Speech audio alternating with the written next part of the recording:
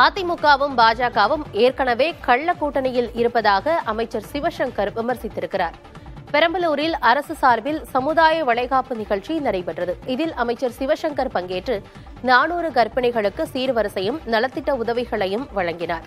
பிறகு பேட்டியளித்த அவர், சிஎன்ஜி மூலம் அரசு பேருந்துகளை இயக்கும் திட்டம் தமிழ்நாடு முழுவதும் செயல்படுத்தப்பட இருப்பதாக கூறினார்.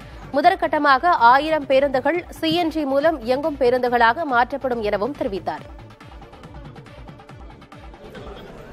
ஏற்கனவே அவர்கள் அந்த கள்ள கூட்டணியில தான் இருக்கிறாங்க. ஒன்றிய அரசு கொண்டு வருகின்ற திட்டங்களில் அவர் ஒன்றும் பெருசாக எதிர்த்து பேச மாட்டார். பிஜேபி ஆதரவான நிலைப்பாட்டில் தான் இருப்பார். அது வேறு. எங்களை பொறுத்தவரை அவங்க யார் எதிரிங்கிறதுலாம் இப்போ எங்களுக்கு பிரச்சனை இல்லை.